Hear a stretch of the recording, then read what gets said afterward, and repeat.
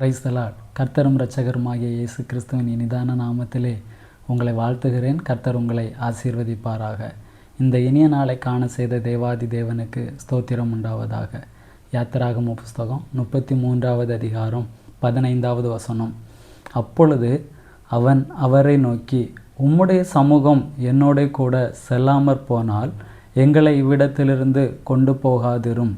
இந்த வார்த்தை மோசே கர்த்தரிடத்தில் சொல்லக்கூடிய வார்த்தை. எகிப்திலிருந்து இஸ்ரவேல் ஜனங்களை கானானுக்கு நேராக வழிநடத்தி செல்லக்கூடிய வழியிலே மோசே கர்த்தரோடு கூட சொல்லக்கூடிய வார்த்தை, உம்முடைய சமூகம் என்னோட கூட செல்லாமற் போனால். அதாவது இங்கே மோசே எதை விரும்புகிறார் என்று பார்க்கும் பொழுது கர்த்தருடைய பிரசன்னத்தை விரும்புகிறார். கர்த்தருடைய பிரசன்னத்தை நாடக்கூடிய மோசே இந்த இடத்திலே கர்த்தரிடத்தில் அதை தான் கேட்கிறார். உம்முடைய பிரசன்னம் எங்களுக்கு முன்பாக எங்களோட கூட போகாவிட்டால் எங்களை இந்த இடத்திலிருந்து கொண்டு போகாதிரும் என்று நம் வேதத்திலே வாசிக்கும் பொழுது ஆதியாகம புஸ்தகம் 3வது அதிகாரம் 8வது வசனத்திலே, பகலில் குளிர்ச்சியான வேளையிலே தோட்டத்தில் உலாவுகிற தேவனாகிய கர்த்தருடைய சத்தத்தை அவர்கள் கேட்டார்கள். அப்பொழுது ஆதாமும் அவன் மனைவியும் தேவனாகிய கர்த்தருடைய சந்நிதிக்கு விலகி தோட்டத்தின் விருட்சங்களுக்குள்ளே ஒளித்து கொண்டார்கள் என்று பார்க்கிறோம். இந்த இடத்துல ஆதாமும் ஏவாளும் கர்த்தர் அந்த தோட்டத்தை உலாவக்கூடிய அந்த சத்தத்தை கேட்டு என்ன செய்கிறார்கள்? அவருடைய அந்த பிரசன்னத்தை விட்டு, அவருடைய சந்நிதியை விட்டு விலகி ஓடுகிறார்கள். ஏன் அவருடைய பிரசன்னத்தை விட்டு, அவருடைய சந்நிதியை விட்டு இங்கே விலக ஓட வேண்டியதின் காரணம் என்ன என்று பார்க்கும் பொழுது, முந்தைய பகுதிகளிலே வாசிக்கும் பொழுது கர்த்தருடைய வார்த்தைக்கு செவி கொடுக்கவில்லை, கர்த்தருடைய வார்த்தைக்கு கீழ்ப்படியவில்லை. அதனால் என்ன செய்ய வேண்டியதாயிடுச்சு?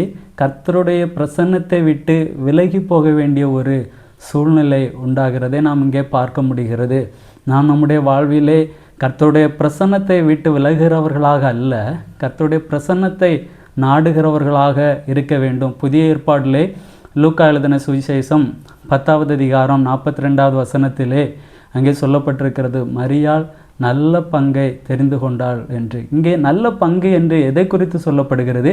இயேசுவினுடைய பாதம், அதாவது அவருடைய பிரசன்னம்.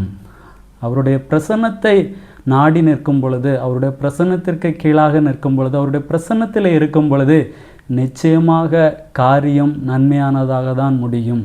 அவருடைய பிரசன்னத்தை விட்டு விலகி போகும் பொழுது சில நன்மையை இழக்க நேரிடுகிறது.